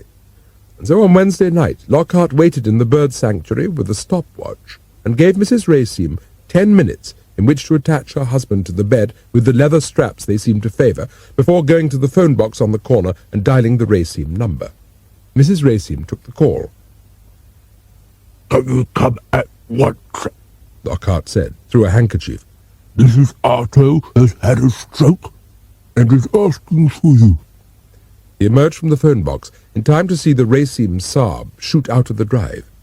Lockhart sauntered down the street to their house, unlocked the door, and went quietly inside. He turned out the light in the hall and peered into the bedroom. Naked, hooded, and bound, Mr. Raceme was in the grip of those obscure masochistic emotions which gave him so much peculiar satisfaction. He squirmed ecstatically on the bed. A second later he was still squirming, but the ecstasy had gone. Used to the exquisite pain of Mrs. Raceme's light birch, the application of Lockhart's patent horsewhip at maximum velocity to his rump produced a reflex that threatened to lift both his body off the bed and the bed off the floor. Mr. Raceme spat the gag out of his mouth and tried to express his feelings vocally. Lockhart suppressed his yell by pushing his head onto the pillow and applied his horsewhip to full advantage. At the time he had finished, Mr. Raceme had passed from masochism to sadism. "I'll murder you, you bitch!" he screamed as Lockhart shut the bedroom door. "So help me God, I'll kill you if it's the last thing I do!" Lockhart let himself out of the front door and went round to the garden. From inside the house, Mr. Raceme's screams and threats had begun to alternate with whimpers. Lockhart installed himself in the bushes and waited for Mrs. Raceme to return. If half of the threats her husband was making were carried out, he might well have to intervene once again to save her life. He debated the point, but decided that whatever Mr. Raceme might say, the state of his backside would deter him from putting anything into practice. He was on the point of leaving when the Saab's headlights shone in the drive, and Mrs. Raceme let herself into the house. "What do you mean I did this to you?" she shrieked as the double bed, wedded to Mr. Raceme's feet, blundered towards her. "I got this phone call from someone saying Mrs. Artu had a stroke." The word was too much for Mr. Raceme. "Stroke!" he yelled, in a muffled sort of way through the pillow and the mattress that obstructed his view of things. "What in the name of hell do you mean by stroke?" In the garden, Lockhart knew precisely. "Well, all I'm telling you," shrieked Mrs. Raceme, "is that if you think I did that to you, you're out of your mind." Mr. Racine was. Impeded by the bed and driven insane by the pain, he hurtled across the room in the general direction of her voice, smashed through the dressing table behind which Mrs. Racine was sheltering, and carrying all before him, including Mrs. Racine, shot through the patio window. There his screams were combined with those of Mrs. Racine herself, lacerated in much the same part of her anatomy by the double glazing and a rose bed. Lockhart hesitated and crossed into the bird sanctuary, and as he moved silently towards number 12, the sound of sirens could be heard above the shouts and yells of the Racines. The Pettigrews had exercised their social conscience once again, and phoned for the police. "What on earth was all that noise?" Jessica inquired, as he came in from the garage where he had deposited his horsewhip. "It sounded as if someone had fallen through a greenhouse roof." "Most peculiar tenants we've got," said Lockhart. "They seem to kick up such a rumpus." Certainly Mr. and Mrs. Racine were kicking up a rumpus, and the police found their predicament most peculiar. Mr. Racine's lacerated posterior and his hood made instant identification difficult, but it was the fact that he was still tied to the bed that intrigued them. "Tell me, sir," said the sergeant, who arrived, and promptly phoned for an ambulance, "do you make a habit of wearing hoods when you go to bed?" "Mind your own bloody business," said Mr. Racine, inadvisedly. "I don't ask what you do in the privacy of your home, and you've got no right to ask me." "Well, sir, if that's the line you're going to take, we'll take the line that you've used obscene language to a police officer in the execution of his duty and have issued menace against the person of your wife." "And what about my person?" yelled Mr. Racine. "You seem to have overlooked the fact that she thrashed me." "We haven't overlooked it, sir," said the sergeant. "The lady seemed to have made a good job of it." The arrival of a constable, who had been investigating the contents of the Racine's bedroom and was now carrying a bundle of rods, whips, canes, and cat-o'-nine-tails, merely confirmed the police in the suspicion that Mr. Racine had got what he asked for. Their sympathy was all for his wife, and when Mr. Racine tried to renew his assault on her, they dispensed with the need for handcuffs and carried him, bed and all, into the Black Maria. Mrs. Racine went away in an ambulance. The sergeant, following in a police car, was frankly puzzled. "Something bloody odd going on down there," he said to the driver. "We better keep an eye on Sandycock Crescent from now on." 2 days later, Lockhart purchased a wetsuit for underwater diving and an oxygen mask, and lifted the cover of the main sewer opposite his house, descended the ladder, and closed it behind him. In the darkness he switched on his torch and made his way along, noting the inlets from each house as he went. It was a large main sewer, and offered him fresh insight into the habits of his neighbours. Opposite Colonel Finch Potter's subsidiary were deposited a number of white latex objects which didn't accord with his supposedly bachelor status, while Mr. O'Brien's meanness was proven by his use of a telephone directory for toilet paper. Lockhart returned from his potholing, determined to concentrate his attention on these bachelors. There was the problem of the Colonel's bull terrier to be considered. It was an amiable beast, but of as ferocious an aspect as that of its owner. Mr. O'Brien presented less of a problem. Being Irish, he was a relatively easy target, and when Lockhart had divested himself of his wetsuit and had washed it, he resorted to the telephone yet again. "This is the Pursley Brigade of the Provisional IRA," he said, in a supposedly Irish voice. "We'd be expecting your contribution in the next few days." Mr. O'Brien's reply went unheard. The following morning Lockhart was up early and on his way to the shopping centre when the mail van arrived and delivered several packets to the Misses Musgrove. "There must be some mistake," said Miss Mary, examining the address. "I didn't order these frightful things." Her elder sister Maud looked at her sceptically. "I didn't anyway. I can assure you of that," she said icily. They threw the blame on one another for the next hour, but finally curiosity prevailed. "It says here," said Maud, reading the instructions for the ejaculatory and vibrating dildo of adjustable proportions, "that the testicles can be filled with the white of egg and double cream in equal proportions to attain the effect of a lifelike ejaculation. Which do you think the testicles are?" Miss Mary correctly discovered them, and presently the two spinsters were busy mixing the necessary ingredients, using the vibrating dildo to best advantage as an egg beater. Having satisfied themselves that the texture was that recommended in the instructions, they had just filled the testicles to capacity when the doorbell rang. "I'll answer it," said Mary, and went to the front door. Mrs. Truster, the vicar's wife, was there. Sweeping in her accustomed way down the passage and into the kitchen, Mrs. Truster was horrified at the spectacle that greeted her. Maud Musgrove was holding an enormous and anatomically exact penis in one hand and what appeared to be an icing syringe in the other. Mrs. Truster stared wildly at the thing. To discover with absolute certainty that the Mrs. Musgrove of all people were lesbians who mixed slight culinary gifts with gigantic sexual ones was too much for her poor mind. The room swam for a moment, and she collapsed into a convenient chair. Dear God, oh Lord, she whimpered, and opened her eyes. The beastly thing was still there, and from its, whatever you called a dildo opening, there dribbled, Jesus, she said, calling on the Almighty, before reverting to more appropriate speech. What in hell's name is going on? It was a question that alerted the Mrs. Musgrove to their socially catastrophic predicament. We were just... They began in unison, when the dildo answered for them. Triggered by Miss Maud's sitting on the mechanism that controlled its functions, the dildo expanded, vibrated, jerked up and down, and fulfilled the guarantee of its manufacturer to the letter. Mrs. Truster stared at the terrible thing as it gyrated and expanded, and the mock veins stood out on its trunk. Stop it! For hell's sake, stop the fucking thing! She yelled, forgetting her own social position and the enormity of her horror. Miss Maud did her best. She grappled with the creature and tried desperately to stop it jerking. She succeeded all too well. The dildo lived up to its promise and shot half a pint of mixed egg white and double cream across the kitchen like some formidable fire extinguisher. Having achieved this remarkable feat, it proceeded to go limp. So did Mrs. Truster. She slid off her chair onto the floor and mingled with the dildo's recent contents. "Oh, dear, what do we do now?" asked Miss Mary. "You don't think she's had a heart attack, do you?" She knelt beside Mrs. Truster and felt her pulse. It was extremely weak. "She's dying," Miss Mary moaned. "We've killed her." "Nonsense," said Miss Maud practically, and put the deflated dildo on the draining board. But when she knelt beside Mrs. Truster, she had to admit that her pulse was dangerously weak. "We'll just have to give her the kiss of life," she said, and together they lifted the vicar's wife onto the kitchen table. "How?" said Mary.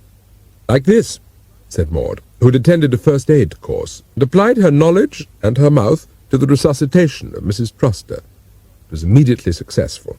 From her swoon, Mrs. Truster regained consciousness to find Miss Maud Musgrove kissing her passionately, an activity that was entirely in sexual keeping with what she had already observed of the two spinsters' unnatural lusts. Her eyes bulging in her head, and her breath reinforced by that of Miss Maud, Mrs. Truster broke away and screamed at the very top of her voice. And once again Sandycott Crescent resounded to the shrieks of an hysterical woman. This time there was no need for the Pettigrews to phone the police. The patrol car was at the front door almost immediately, and breaking the glass panel in the window beside it, the police unlocked the door and swarmed down the passage into the kitchen.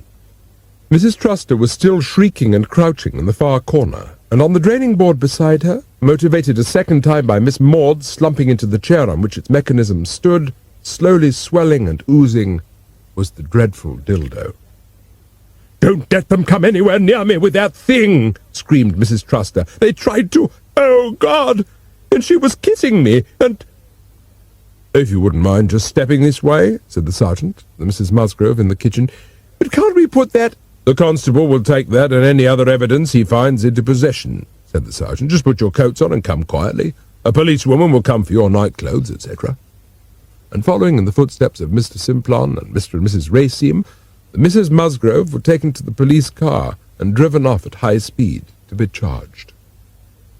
That afternoon, on Lockhart's suggestion, Jessica went round to the Wilsons to ask if there was anything she could do as their landlady to rectify the state of their drains.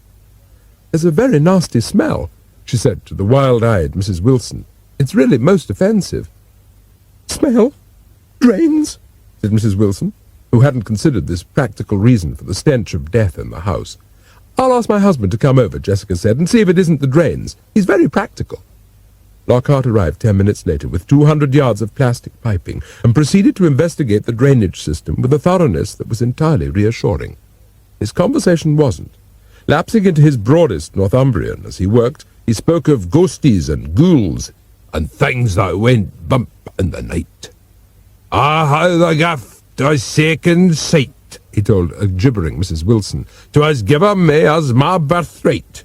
'Tis death I smell, and not the drain. Aye, not one death, but in the twain. 'Tis murder first, then suicide. Murder first, and suicide? Said Mrs. Wilson, in the grip of a terrible curiosity. Lockhart glanced significantly at a carving knife hanging from a magnetic board. A woman screams without a tongue, and then from rafter man is hung. Ye both mun leave, both be dead. The house it is that has the curse. I smell your death, and somewhat worse. His eyes lost their glazed look, and he busied himself about the drains. Upstairs, Mrs. Wilson was packing frantically, and when Mr. Wilson returned, she had already left. Mr. Wilson cursed his wife and went up to have a bath, only to find a rope with a noose on it hanging from the rafter in the mock Tudor ceiling in the bedroom. As Mr. Wilson stood sickened by the bed, the voice he had heard before spoke again, and this time closer and more convincingly. Hugged by your deck till ye be dead, the grave tonight shall be your bed. It bloody well won't, quavered Mr. Wilson, and he too packed and left the house, stopping briefly at number 12 to hand Jessica the key and his notice. "We're going and we're never coming back," he said. "That bloody house is haunted." That night Lockhart crossed to the Wilsons' house and began work again. His work involved the hose pipe, the drains, and the waste system. And when he slipped down the manhole entrance to the sewer in his wetsuit, with a large lump of putty in one hand and his torch in the other, there was murder in Lockhart's heart. Mr. O'Brien was about to rue the day he ignored the threat of the Pursley Brigade of the IRA. Working swiftly, Lockhart fed the pipe up the lavatory outlet and then cemented it in place with the putty. Then he crawled back, emerged from the manhole, replaced the cover, and entered the Wilsons' empty house. There he switched on the gas main, to which he had connected the pipe, and waited. When Mr. O'Brien awoke in the morning and went downstairs, the smell of gas was overpowering. Mr. O'Brien groped for the telephone, and less wisely for a cigarette, and dialing emergency services, struck a match. The resulting explosion dwarfed all Sandicote Crescent's previous catastrophes.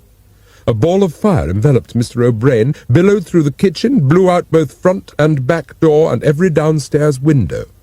By some extraordinary miracle, Mr. O'Brien survived the blast and was catapulted, still clutching the receiver, through the drawing-room window onto the gravel of his drive, as naked as ever Mr. Simplon had been, but blackened beyond belief, and with his moustache and fringe of hair scorched to a tinder.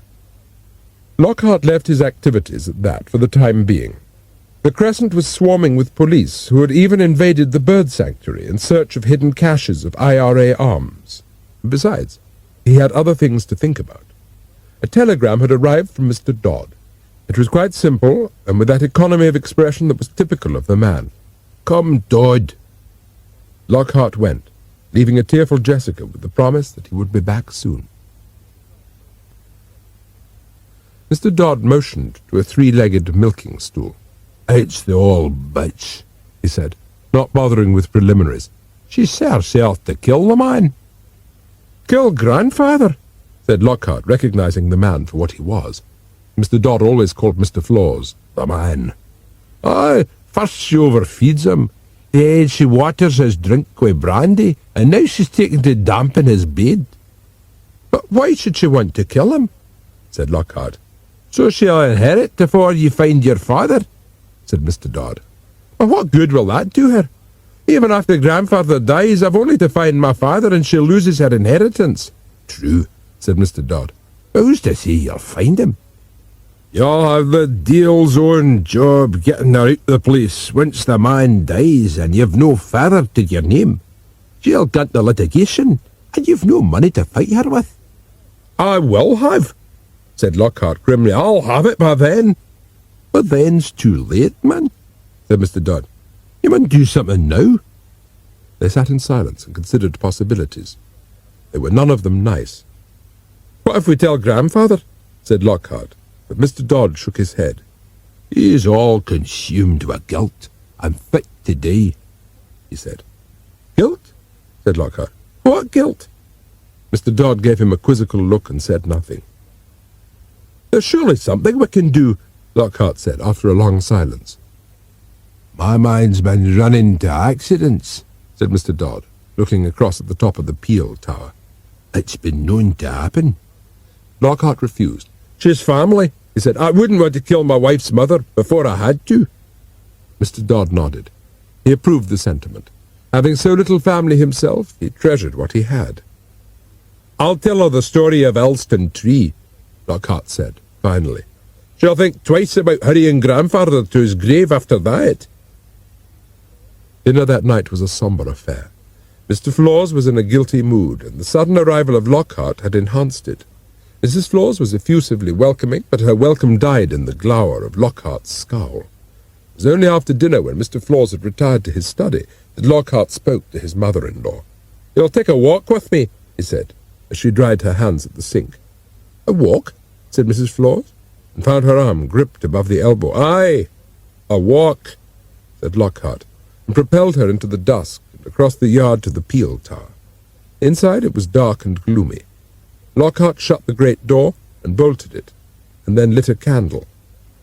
What do you mean by this? Said Mrs. Flawse. You've got no right. But she was stopped by an unearthly sound that seemed to come from above, a shrill, weird sound that echoed the wind and yet had a melody. Mrs. Flawse shrank back against the wall, and the candle flickered a great shadow among the tattered flags, and as she stared at Lockhart, he began to sing. An old man's taken a wicked wife, and the burgess to his bed, while all the while she'd take his life and see him shortly dead.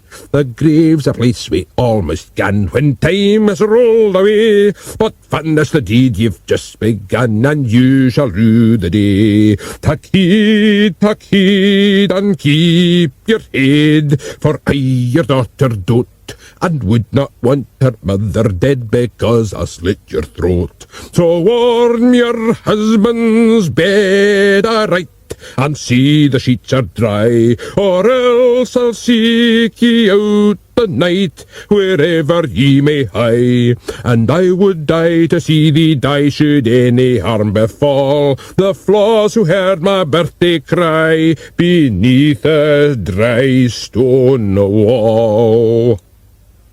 Outside in the darkness, Mr. Flawse, called from his study by the sound of the pipes played on the battlements of the peel tower, stood by the door and listened intently as the ballad ended. What he had just heard left no room in his mind for doubt. The bastard was a true Flawse. And with that certainty there came a second. Lockhart was a throwback, born by eugenic circumstances out of time, with gifts the old man had never suspected and could not but admire. And finally, he was no bastard grandson. Mr. Flawse went into his study and locked the door. Then, sitting by the fire, he gave way privately to his grief and pride. Meanwhile, Mrs. Flawse cowered in the darkness of the banqueting hall and wondered at the remarkable insight Lockhart had shown into the workings of her own mind and hands. That night, Lockhart was back in Sandycock Crescent, and had already made up his mind to deal with Colonel Finch Potter next. But first, there was the problem of the bull terrier to be overcome. The quantity of contraceptives deposited in the sewer below the Colonel's outlet suggested that the old bachelor had private habits that were amenable to use. And so for the next week, Lockhart sat in a darkened room that overlooked number 10 and watched from 7 till midnight. It was on Friday that he saw the Colonel's ancient Humber drive up and a woman step out and enter the house with him. She was rather younger than Colonel Finch Potter and more gaudily dressed than most of the women who came to Sandycock Crescent. 10 minutes later, a light shone in the Colonel's bedroom, and Lockhart had a better look at the woman. She came into the category his grandfather had described as scarlet women. Then the Colonel drew the curtains. A few minutes later, the kitchen door opened, and the bull terrier was hustled out into the garden. The Colonel evidently objected to its presence in the house at the same time as his scarlet woman. Lockhart went downstairs and across to the fence, and whistled quietly, and the bull terrier waddled over. Lockhart reached through and patted it, and the bull terrier wagged what there was of its tail. And so while the Colonel made love to his lady friend upstairs, Lockhart made friends with the dog in the garden.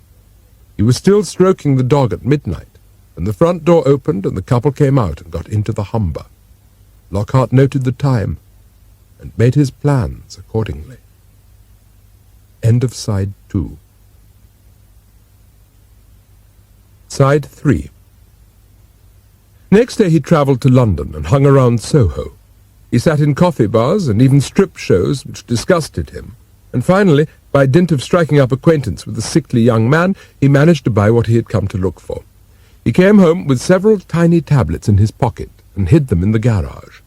Lockhart slipped next door into number 10, carrying a tin of oven cleaner. The bull-terrier welcomed him amiably, and together they went upstairs to the Colonel's bedroom and through the drawers of his dressing-table until Lockhart found what he was after. Then, with a pat on the head of the dog, he slipped out of the house and back over the fence.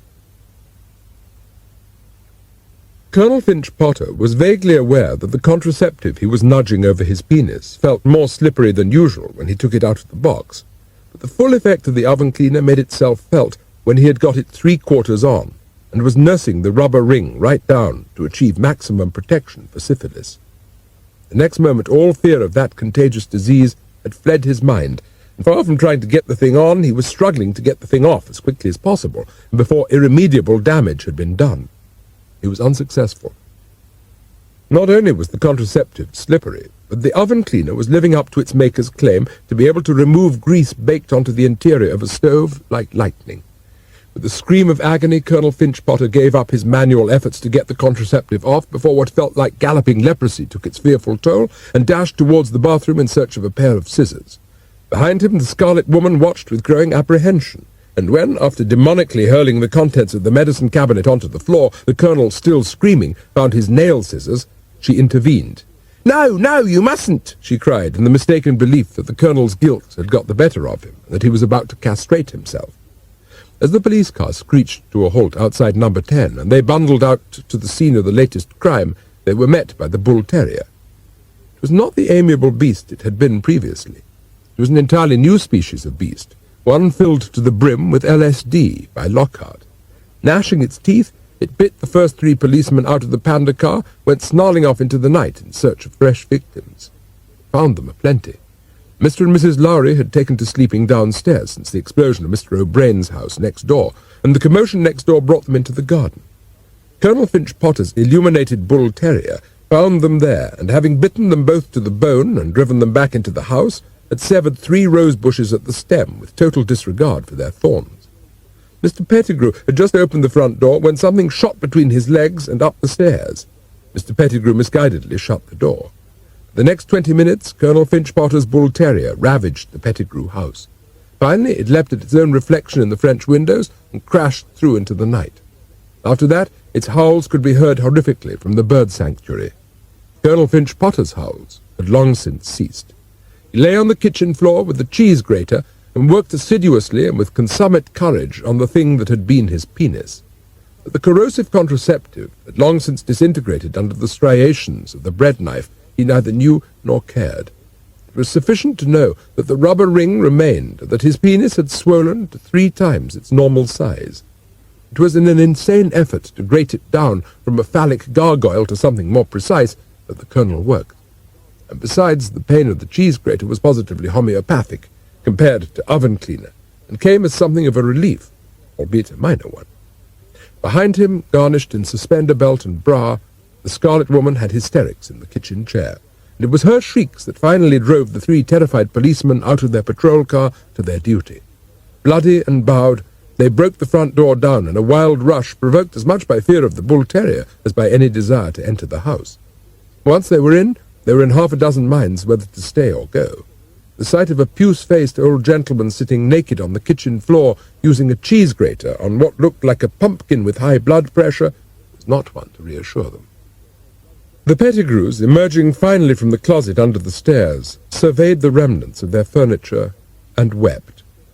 "There's some terrible curse on the street," wailed Mrs. Pettigrew, echoing Lockhart's prayer. "I won't stay here a moment longer."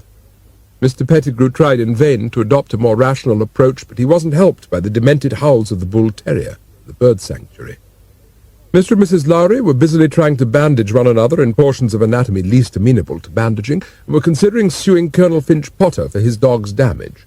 Next door, Mrs. Simplon, convinced that her husband was trying to break in to retrieve his belongings, proceeded to warn him off by loading a shotgun and firing it out of the window at nothing in particular. Not being the best shot in the world, she managed with the first shot to blast the greenhouse in the garden of the Ogilvies at number 3, Not to be dissuaded, but rather encouraged by the screams and yells of the Scarlet Woman, who was being dragged into the police car, and convinced now that the IRA had struck again, she reloaded and loosed off 2 more barrels in the general direction of Mr. O'Brien's former house. Outside Colonel Finch Potter's, the policemen hastily dropped their burden, took cover, and radioed for armed assistance. It was no time at all coming. Sirens sounded, police cars converged, and under covering fire, a dozen men surrounded Mrs. Simplin's mock Georgian mansion and ordered everyone inside to come out with their hands up. Dressing as swiftly as she could, she went through the connecting door in the garage and hid in the sump pit.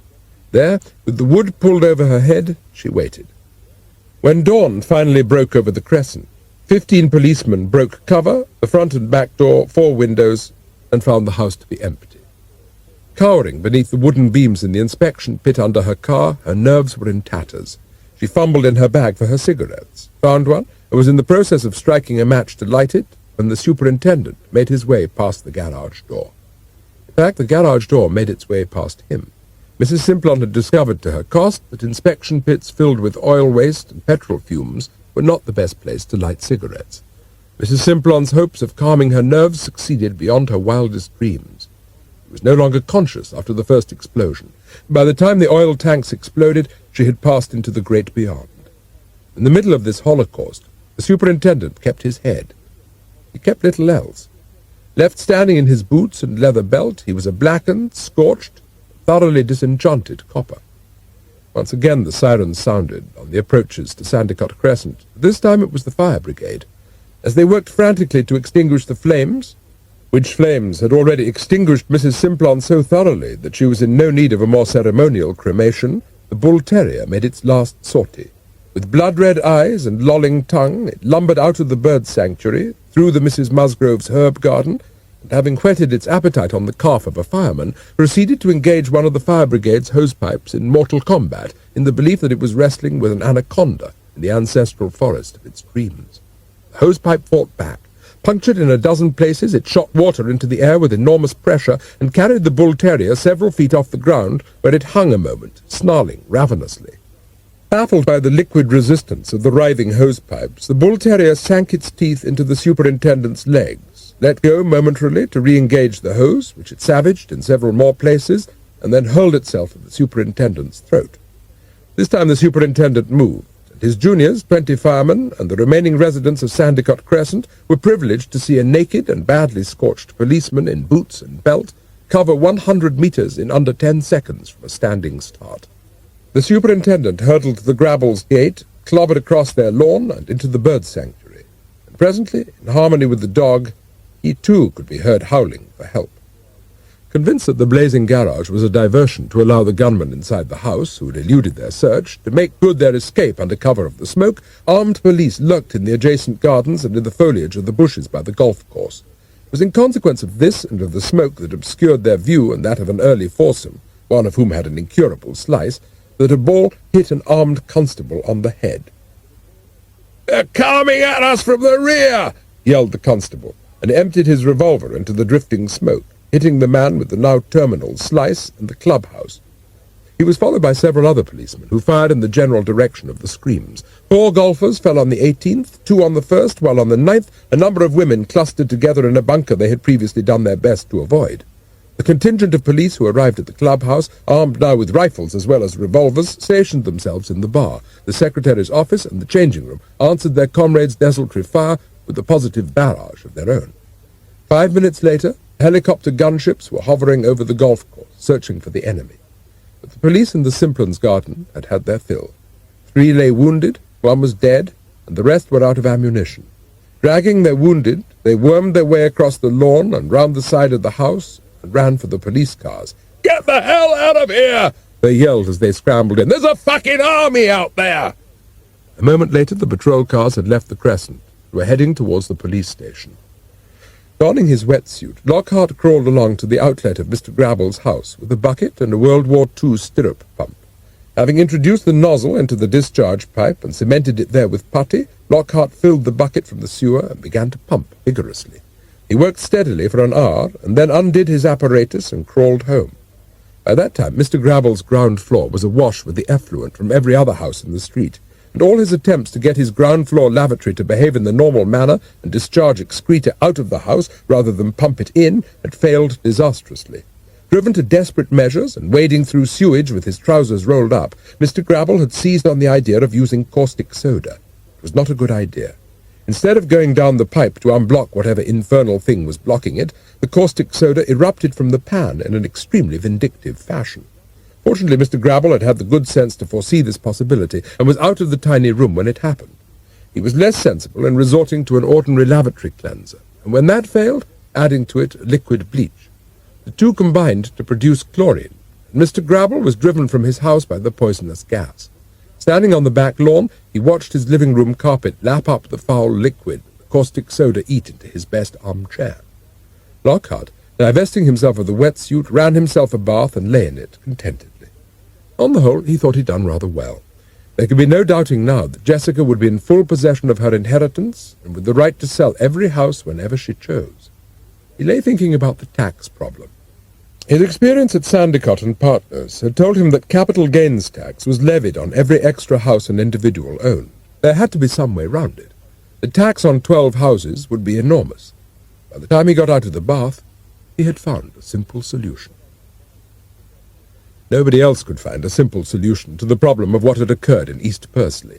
The discovery by an army helicopter of the superintendent of police hanging to the upper branches of a monkey puzzle tree, which would have defied the efforts of any but the most insane man to climb, didn't help clarify matters. He kept screaming about mad dogs being loose in the neighborhood, and his statement was supported by Mr. Pettigrew and the Lowrys, who had wounds to prove it. "It hardly explains how 6 golfers and 5 of my own men came to be shot," said the Commissioner of Police. "Well, I suppose we could divide the 2 incidents into separate areas," suggested the Assistant Commissioner. Two, he yelled, rattling the windows of his office. 1, we have an utterly insane half-pay colonel whittling his prick with a cheese grater in the company of a high-class whore. 2, we have a mad dog roaming the district, biting everything in sight. 3, someone looses off firearms into several houses and then explodes a fucking garage with an unidentifiable woman in the inspection pit. Do I have to spell it all out for you? "I take your point," said the Assistant Commissioner, "which, according to Miss Gigi Lamont, is what Colonel Finch Potter—" "Shut up!" said the Commissioner savagely, and crossed his legs. They sat in silence and considered a convincing explanation. "Well, at least the TV people and the press weren't present," said the Assistant Commissioner, and his superior nodded thankfully. "What about blaming the IRA?" "What, give them something else to boast about? You must be out of your mind." "Well, they did blow up Mr. O'Brien's house." "Nonsense! The sod blew himself up. There wasn't a trace of explosive in the house," said the Commissioner. "He was fiddling with the gas stove." "But he wasn't connected to the gas main," the AC began. "And I won't be connected to my job unless we come up with something before noon," shouted the Commissioner. "First of all, we've got to stop the press going in there and asking questions. Got any ideas on the subject?" The Assistant Commissioner considered the problem. "I don't suppose we could say the mad dogs had rabies," he said finally. "I mean, we could put the area in quarantine and shoot anything." "We've already shot half the police in that patch," said the Commissioner, "and while I'm inclined to agree that they were mad, you still don't go round shooting people who've contracted rabies. You inoculate the brutes. Still, it would serve to keep the press and the media out. And how do you explain the 6 bleeding golfers? Just because some fool slices his drive, you don't have a drive to slice him and 5 others with multiple gunshot wounds. We've got to come up with some logical explanation." "Sticking to the rabies theory," said the Assistant Commissioner, "if one of our men contracted rabies and went berserk, you can't contract rabies instantaneously. It takes weeks to come out. If there were a special sort of rabies, a new variety like swine fever," persisted the Assistant. "The dog bites the Colonel. That's out for a start. There's no evidence that anybody bit Colonel Finch fucking Potter except himself. And that's in an anatomically impossible place, unless the bastard was a contortionist as well as a pervert. But he's not in a fit condition to deny the rabies theory," said the Assistant Commissioner. "He's clean off his rocker." "Not the only thing he's off," muttered the Commissioner. "All right, go on." "We start with galloping rabies and the dog, and everything follows quite logically. The armed squad go off their heads and start shooting. That's going to sound great on the 9 o'clock news. 5 officers of the special squad, organized to protect foreign diplomats, this morning went mad and shot 6 golfers on the East Pursley golf course. I know there's no such thing as bad publicity, but in this case I have my doubts." "But we could invoke the Official Secrets Act," said the AC. The Commissioner nodded approvingly. "We need the cooperation of the War Office for that," he said. "Well, those helicopters could have come from Porton Down. They just happened to have come from somewhere else, and anyway, they came after the show was over. But they don't know that." said the Assistant Commissioner. "You know how dim the Army Command is." In the end, it was agreed at a joint meeting of the Home Secretary, the Ministry of Defence, and the Commissioner of Police that the happenings at Sandicott Crescent were subject to official silence, and invoking the Defence of the Realm Act, together with the Official Secrets Act, the editors of all papers were ordered not to publicise the tragedy. Sandicott Crescent was sealed off, and army marksmen went through the bird sanctuary with rifles, killing everything that moved as an exercise in stopping the spread of rabies. Fortunately for the bull terrier, it didn't move. It slept on and on outside the colonel's kitchen door. It was about the only creature, apart from Lockhart and Jessica, who didn't move. Mr. Grabble, driven from his house by the upsurge of the sewer, handed in his notice that afternoon wearing a pair of bedroom slippers over his chemically cauterized feet. The Rickenshaws and the Pettigrews spent the afternoon packing. They, too, left before dark. The Lowrys had already left and were being given rabies inoculations in the company of several firemen, the police superintendent, and a number of his men at the local isolation hospital. Even Mrs. Simplon had gone, a small, sinister plastic bag which so upset Mrs. Ogilvy that she had to be sedated. A week later the Ogilvys, too, left, and Lockhart and Jessica could look out their bedroom window at 11 empty houses, each standing, with the exception of Mr. O'Brien, which had slumped somewhat. As the builders moved in to restore the houses to their pristine state, and in the case of Mr. Grabble's to a sanitary one, Lockhart had time to turn his attention to other things. There was, for instance, the little matter of Miss Genevieve Goldring's forthcoming novel to be considered. Song of the Heart was published in October, and Lockhart and Jessica watched it climb from 9 on the bestsellers list to 2 within 3 weeks, and finally to the top. It was then that Lockhart struck. He travelled to London with a copy of the novel and spent part of an afternoon in the office of Gibbling and Gibbling, solicitors. By the time he left, the Gibblings were in transports of legal rhapsody. Never in all their experience, and old Mr. Gibbling had had a great deal of experience in matters concerning libel, never had they come across a more blatant and outrageously wicked libel. £400,000 damages? Do my ears deceive me? Said Mr. Folsom, solicitor for Messrs. Shortstead, publishers. I have never in all my career read anything so monstrous. Gibblings have gone mad. Of course we will contest. For once Mr. Folsom erred. Mr. Shortstead, taking his advice instead of his own intuition, which told him that Song of the Heart was somehow a little different in tone from Miss Goldring's other numerous novels, instructed his assistant to answer in kind, and reversing the natural order of things, to tell Mr. Gibbling to sue and be damned. The trial was held in the High Court of Justice, Queen's Bench Division, before Mr. Justice Plummery. Mr. Widdershins acted for the defendants, and Mr. Fescue had been instructed by Mr. Gibbling and Mr. Gibbling. The latter were in raptures. Mr. Justice Plummery had a reputation for barbarous impartiality and a loathing for quibbling barristers. There was no recourse open to Mr. Widdershins but to quibble, and to add to the difficulties of the defence there was Miss Goldring, who, if she couldn't win the case, was determined to lose it as flamboyantly as possible. "It's all a damned lie," she shouted. "I never had that little shit to tea, and I never used the name Lockhart fucking Flawse in any of my books." "But it's there in Song of—" Mr. Shortstead began. "Shut up!" said Miss Goldring. "If it's there, you must have put it there because it wasn't in the manuscript I sent you." "I'm quite sure about that," said Mr. Widdershins, looking for some ray of hope in an otherwise hopeless case. "I swear by Almighty God," said Miss Goldring, with a vehemence that was convincing, "that I have never, ever heard the name Flawse in my life, let alone used it in a book." What followed was a tirade from the witness box on the iniquities of publishers and editors. When she had finished, Mr. Fescue turned to Mr. Justice Plummery. "Would it not be as well to examine the original manuscript and compare it with others submitted by the defendant to her publishers, Morant?" he asked. "The defendants have no objections," said Mr. Widdershins, and the court adjourned. Later that afternoon, 2 experts on graphology and typography testified that the manuscript of Song of the Heart had been written, typed, and produced by precisely the same machine as King's Closet and Maid of the Moors, both books written by Miss Goldring. Mr. Fescue continued his cross-examination of the defendant. "Having established beyond all possible doubt that you wrote Song of the Heart," he said, "is it not also true that you were and are acquainted with the plaintiff, Mr. Lockhart Flawse?" Miss Goldring began a violent denial, but Mr. Fescue stopped her. "Before you commit perjury," he said, "I would ask you to consider the evidence given under oath by Mr. Flawse that you invited him into your house and plied him with creme de menthe." In the witness box, Miss Goldring stared at him with starting eyes. "How did you know that?" she asked.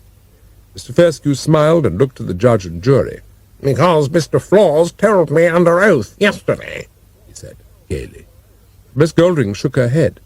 About the creme de menthe, she said, weakly.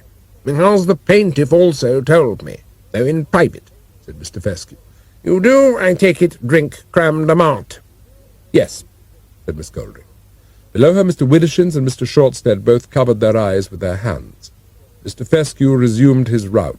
Is it not also true that the carpet in your bedroom is blue-flecked with gold, that your bed is heart-shaped, that beside it stands a mauve-pleated lampshade, that your cat's name is Pinky? Are these facts not all true? There was no doubting their veracity. The look on Miss Goldring's face spoke for her. Mr. Fescue had his facts right.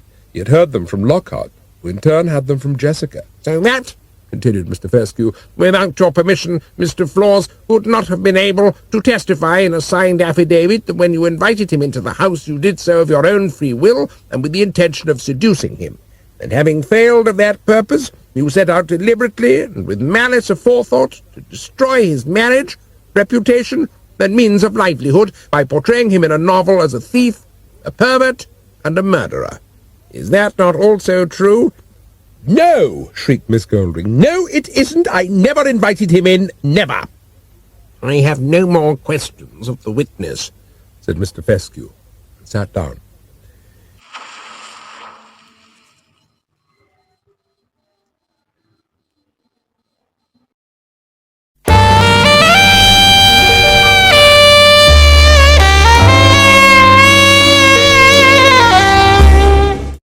All true. There was no doubting their veracity. The look on Miss Goldring's face spoke for her. Mr. Fescue had his facts right.